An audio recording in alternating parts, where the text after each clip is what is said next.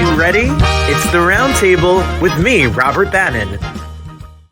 Welcome to the Roundtable, everybody. My name is Robert Bannon. You're listening to us on the Broadway Podcast Network, or you're watching us on Broadway World or over on social media. You know, where this is where artists come to talk about art. You can follow me at Robert M. Bannon, and you can listen to us every single day. So listen, there's a movie, okay, that's choreographed by Paul Abdul, has Lisa Loeb in it, has Pia Toscano in it. It's like my childhood is in this whole movie. And as this little queer Broadway baby, I was like, they made this movie for people like me. They did. And the writer is a prince, and the star is a real prince. We've never had a prince on this show. We've had a queen, but never a prince. Jackson Prince at Muni, what am I supposed to call you? You can call me Muni. That is perfect. I want to call you Prince Muni just because I want to tell people at dinner tonight that I spoke to a prince. You can do that as well. So we say that, and I half jokingly joke, but you are a writer, a songwriter, and a performer, and an actor, and you do all of those things. Yes. And you've done some films, and you've done some shorts, but this is a big old movie, Muni. This is a big movie. This is a really fun one. Yeah. So how did you know Jackson before? Did you meet Jackson through this process? How did you get involved in this movie? I auditioned for this movie just like any regular old person, I think. And I met Jackson for the very first time at our table read. And I had no idea who anybody was. He just came up to me. He knew who I was because I guess he had seen my self-tape. And he was like, cast. I was part of the cast. Yeah, I would like to think that I had a hand in choosing you. Yeah, there were over 3,000 self-tapes for this movie. So it was the peak of COVID. And it was end of 2021. We were really like figuring out how are we going to shoot this thing. So we put it out. 3,000, very talented young people from all generations. As you said, we have Lisa Loeb, we have Muni, we have a 13-year-old gamer girl. So we really, we needed to go intergenerational, and we really needed someone super strong to be the lead and face of this. And yeah, Muni was somebody that we cast, not knowing anything about him, not knowing that we had a princely relation. When we had cast him, I think he called me or one of my producers and said, "Hey, just some people might comment like some things like, 'Oh, congratulations, Your Highness,' on Facebook." And I was like, "That's a weird nickname." Did you get that from being like an arrogant kid in high school? And he's like, "No, that's like technically a thing." And from there, we really, but it was all accidental and coincidental, and Muni just happened to be the best person for the job. So that's how it started. It's amazing. And what I love about Muni, and I know you for about 32 seconds, Muni, is that you're so humble about it. Like if I was a prince, I would demand you call me Your Highness. It would be this wouldn't even be a conversation. My little name right there would say Your Highness. Beg to differ. They might argue against you. Well, while we're talking to them, we want to make sure you can follow Jackson on Instagram, so you can stay up to date with the movie and all the things that he's doing, and you can follow Muni and the music and all of the things that is going on as well over on Instagram as well. While we talk about this film, so Jackson, you wrote this movie. It is like an homage and a love letter to, I don't know, musicals and theater and fun and we're talking about 1660 Vine. It's a musical. It is out. You can watch it on Amazon Prime. It will be out in more places. And it says, if you landed your 15 minutes of fame, what would you do to keep it? Which I think is as prevalent as we're living in right now. So what made you write it? Oh, man. Let's see. It was 2018, and I thought that we were in danger of influencers being a fleeting moment. So it started as a project of urgency, like, oh, let's capture this moment in time where influencers are making a really big impact on our younger generations. And it started as a project that I wrote with a bunch of my friends, a really diverse, interesting group of college kids at Duke University, all in practice rooms, like a very classic, just like a bunch of theater kids getting together trying to tell a story. My mentor at the time was Charles Randolph Wright, who is the director of Motown and an amazing playwright himself.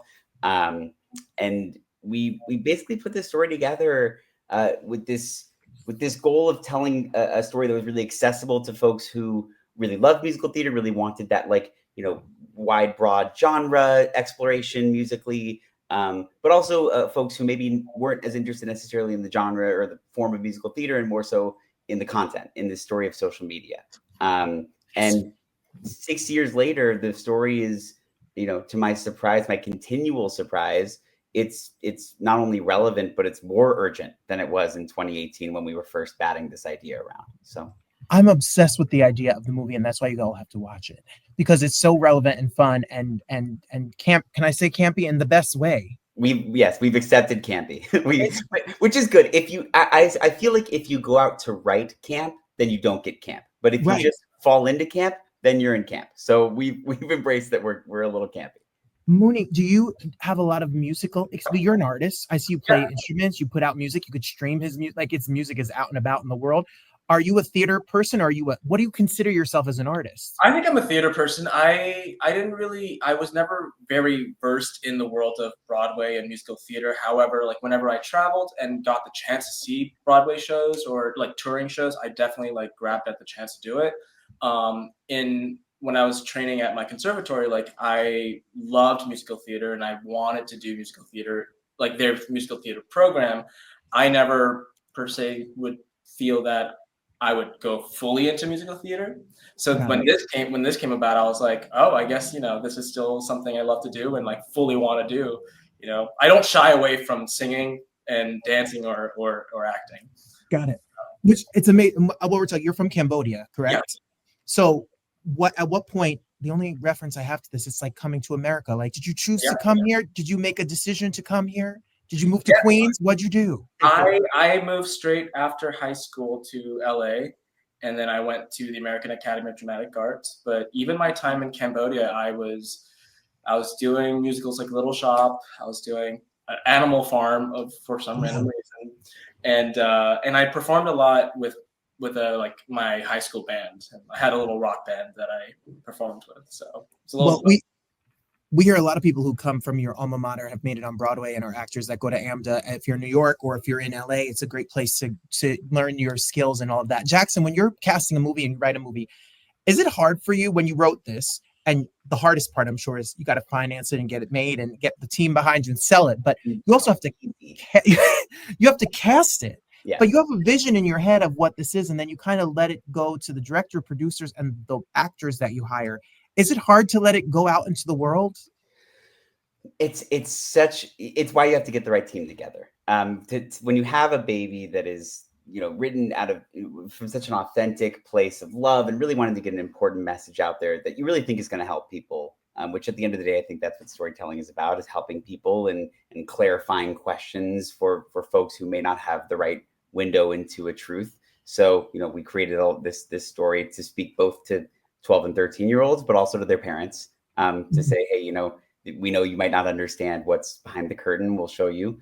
But no, we surrounded this team with a really amazing group of mentors, from the music supervisors, David Lawrence and Faye Greenberg, who have, an amazing, breadth and depth of knowledge of this space, to Paula Abdul, of course, bringing her on and her expertise as a choreographer, to our producers who've produced Broadway musicals and have also produced this sort of new form, which is, the indie movie musical for the screen. So they've had experience in that as well. So and yet, what I really appreciate the most about the process was all of these, I called them adults, but now I am an adult because it's, I've passed the generation gap. But back when I was really, starry-eyed and wide-eyed and, hopeful that this was going to translate to the screen, I had to put my trust into these mentors that they would allow the youth of this message to come through.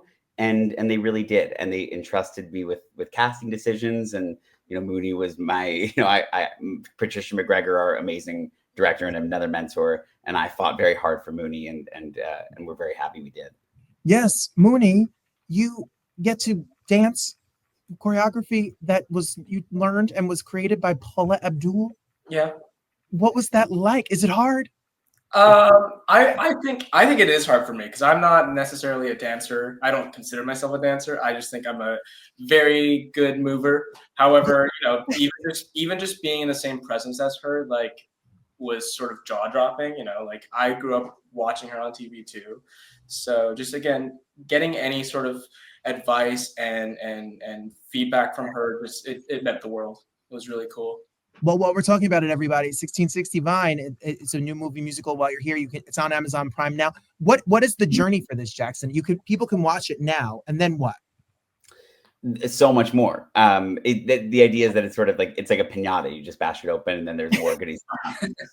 So yeah, once you watch this on Amazon Prime, the first thought is, what more? What's next? Obviously, we have all of our music on Spotify, which you can bump around and sing stuck in the car, which I still do. I try to sing as well as Muni does in that song. But what's really exciting is that there's a life to this musical beyond the screen, which is the stage, and that's always been such a huge priority.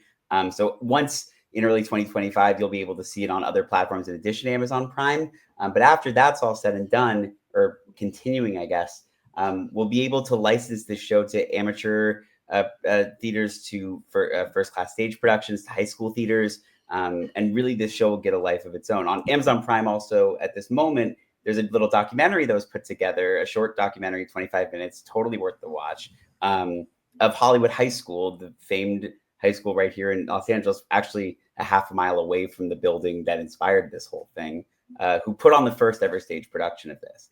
And what we found was, like, yes, it's wonderful to watch these, amazing and well-known folks and influencers and Chris Olsen and Cheryl Porter and all these folks do the movie, but then you see high school kids take on this story about their generation, about social media, this thing that's so difficult for them to confront, and it just takes on a whole new meaning. So, I'm so excited, and I have to hold myself back from wanting to fly out to see every production as this goes up, but I'm so excited to give this over to the stage and give this back to the form that I really think inspired this entire journey.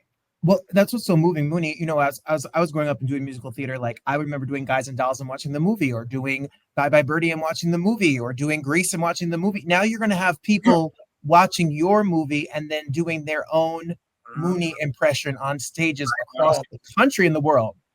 I know. It was I got the opportunity to go to Hollywood High and watch that production.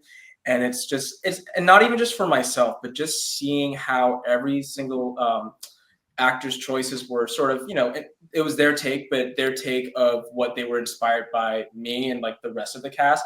Like, those moments came about, either they were improvised or they were planned, and just seeing that, it really feels very affirming. But also, what a cool thing. What a cool thing. And different from Guys and Dolls, even from what you were saying, like it's such an accessible story for this generation. It's social media. So they know how to do this. They know this interaction. So to watch them place that into a character allows an entirely different, really interesting exploration. So and MTI has been so great in working with us to kind of make sure that all of those really intricate little pieces of, what are we seeing on the screens behind them versus what are they doing in real life? It's all in the script there. So MTI did a wonderful job helping us license this. And MTI is, everybody who's watching, like, they are the premier, like they're not playing around here. With you guys are not playing around. You all were in this for the long haul. No, it was very wild going from like, you do shows, and when you're part of these production councils for college, you stress about, is MTI going to let us license this? And now I'm like calling the people who I would have to, beg to let us, license the Addams Family, So now it's an amazing experience. Muni, what is your relationship with social media and this film? Like, you're a social media person. The cast has 8 billion followers together. Yeah. So what is your how do you share what parts of your life and keep things private? What's your relationship with it? Truthfully, I still think it's sort of a battle. I think there are times when you sort of have to question, what am I really sharing certain things for? And it's not something that I think that we are all meant to sort of experience. I think it's continuously evolving, and it's technology that we can't keep up with. But I think this movie lets us sort of let us take all a step back and hold on.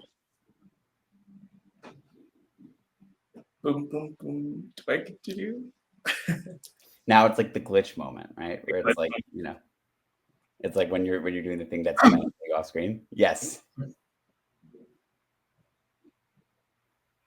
No, you're good. I think you're muted. I'm so sorry. My apologies. I'm back though. I'm back. Someone walked through the door and I was just like, what are you doing? Okay. And I think I'm in my classroom right now. I teach during the day, and then I get to talk to amazing people like you all and royal people too. And then the kids, phones and social media is their whole life. So you hit it on the nose. Like, you talk about a way that people are interested in the next generation. This is their life. That's right. Right. Oh, sorry. Go ahead. Go. I was gonna say, like, I even within the past few weeks, I've sort of we did a premiere for this film, and we watched. And when I was watching it, I was actually even relating and understanding all the experiences of like Jupe's character more, and understand and feeling very conflicted of what is my duty on the platform, but what is it that I want to share, and how do I get to balance the two things? Like, I think everyone sort of struggles with that, but I don't want to sort of bring the theme of the movie, but at the end of the day, it's about being real, and like how can you be your most authentic self without worrying about what someone expects of you, and that's an ongoing battle that we're gonna deal with no matter what. So and adding on to that, what you were saying about the kids really experiencing this, what I had noticed in crafting this show and seeing other folks really talk about social media as both a problem and a solution, is that we've seen a lot of stories of like the kid from small town somewhere who goes viral, and then it solves their problems maybe, or we don't know.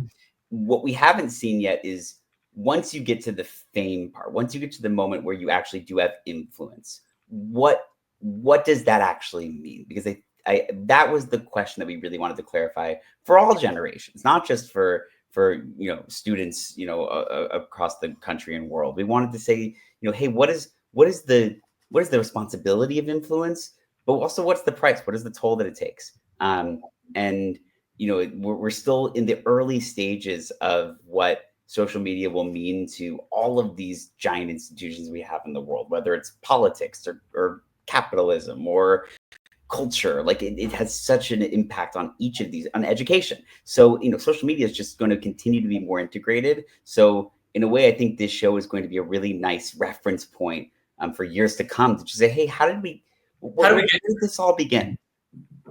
Yes, absolutely. And it's changing by the minute and the hour, and it's getting more and more, in my opinion, out of control. So I'm here for this. So yes. Muni, you talked about having a premiere. You went home to Cambodia. You had a big giant royal premiere. What was it like for your family and everybody at home to see this? I think it was wonderful. I think, I was a little anxious about it at first, bringing something that you've worked on. I've been here for 10 years. So bringing something back to your home country, to your homeland, it's sort of a strange feeling. But, the reception was great. Everyone loved the film. Everyone took in the message very well. And, my family was more than happy. They were super delighted. They were having more fun running around throughout the entire premiere, So I think they're, very delighted. I think everyone had a great time. I think it was a success. I think it was a huge success. I'm sure it was. I'm sure they're super proud. It's such a fun moment. Jackson, what do you hope? We talk about the theme kind of about social media and are you and what would you do to keep your 15 minutes of fame? But I want people to know, like, it's a bop of a soundtrack. Like, people are going to dance, they're going to sing, and they're going to laugh, and they're going to have a good time. Like, your intention is to it's entertaining. We entertain, we inform through entertainment. That's what we do in our business. And I think that's what this movie really does aim to do, is when you watch these scenes, our DP and editor, Tyler Milliron, did such an amazing job really injecting each of those little songs with editing choices, stylistic choices, messaging that helps to bring out really the feelings that come with that. So, for example, one of my favorite sequences in the movie is a song called Lucky that Luna, who's played by Maya Lagerstam, who's currently on tour with Shucked right now. Yes. If you want just another plug for Shucked. She sings her butt off in this song. And it's really about, you're told that you're lucky when you've made it to this place where you are one in a million, you've got to this moment, but then what? What does luck really look like? What are the things that are put on you? What are the coats that are hung on you and the hats that are thrown on you? Say, hey, now you have to do all these things, and maybe there are things you don't agree with or like or weren't a part of your intention. And in that sequence, the editing of the movie takes you through her literal image glitching and being edited without her control. So you see that happening and you feel it, and the song, helps that feeling really transcend to a different place. And what was so cool was we saw in the stage production at Hollywood High School, they found a way to recreate that same feeling visually on the stage, because theater is theater and you can do amazing things. So the songs are, yes, we intended for them to be able to be sung along to and danced, and you should be shaking your head as you listen to them.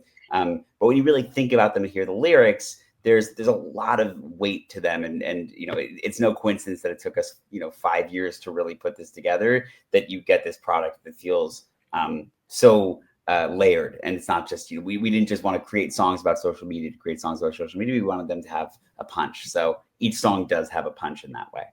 Awesome. And Muni, you get to sing them. You get to be the face to this project. The first feature, I'm sure, of many. I'm sure you have plenty of work that's going to be, we'll be watching and watch you explode and do your thing. What can we do, Muni, to support you? Can we listen to your music? Obviously, we're going to watch this movie, but tell us, what can we do? We can listen to your music. We can follow you. Watch this movie. Of course, follow me, but only to keep track of when I'm going to start releasing more music, which is very soon. I've been working all year this year to develop an EP. And so first single, I won't really say much, but first single comes out in January, and then every month for like 6 to 7 months. So I'll be having a lot of stuff coming out soon. Yeah. And Jackson, we're here for that. We're ready for the music. Yes, you are. And Jackson, and we could watch the movie, obviously. And if we have a theater company, we could think about when licensing is open. That's right. And licensing's actually open now. So if you want to go to the MTI website, you can actually start that process with MTI. We are, I'm so fortunate that I have this team that is continuing to put passion and energy into this. So I remain an accessible artist, and I believe that it's important that, as writers and, the next generation of storytellers, let's use the power of social media for good. So like DM me, reach out to me if you have questions, if your school is doing this. Like I want to be a part of that conversation. A little side story, before I had started this career of writing myself, I was directing musicals at Duke, and one of them we did was The Addams Family. And we reached out to Andrew Lippa, the composer of The Addams Family, to see if he would be interested in being a part of it all. Such a shot in the dark.